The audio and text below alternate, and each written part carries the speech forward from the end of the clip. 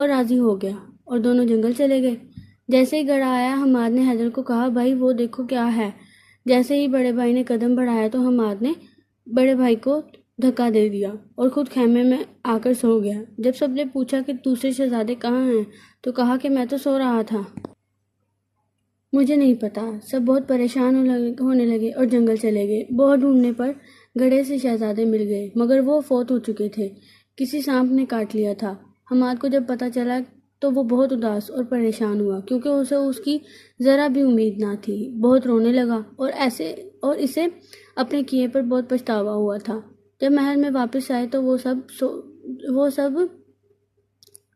سوگوار تھے اور حماد بھائی کے غم میں نڈھال ہو گیا۔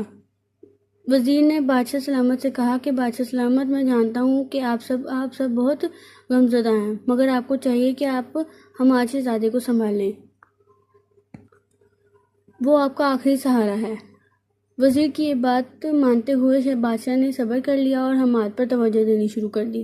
حماد کو توجہ مل رہی تھی اور پہلے سے زیادہ مل رہی تھی، لیکن اس کا دل ملامت کرتا تھا۔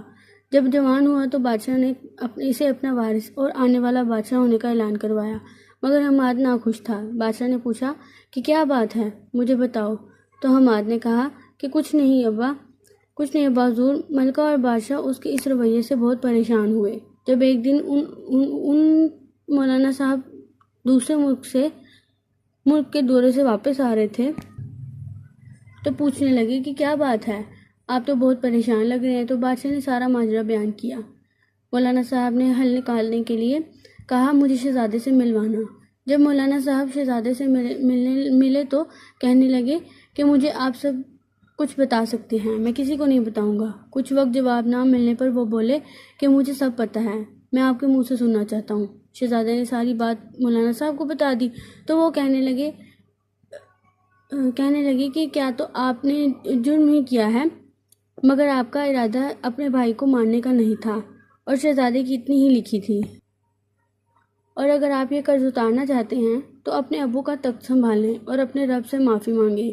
اگر آپ کی جگہ آپ کے بھائی ہوتے تو یہی کرتے۔ آپ اپنا خیال رکھیے گا۔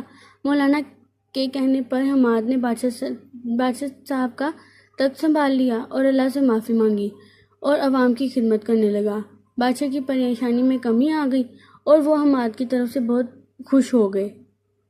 دوستو، اگر آپ کو میری ویڈیو پسند آئے تو ویڈیو کو لائک کیجیے گا اور پلیز چینل کو سبسکرائب کر دیجیے گا، اور اس کہانی کے بارے میں مجھے بتائیے گا کہ آپ کو میری کہانی کیسی لگی کامنٹس میں۔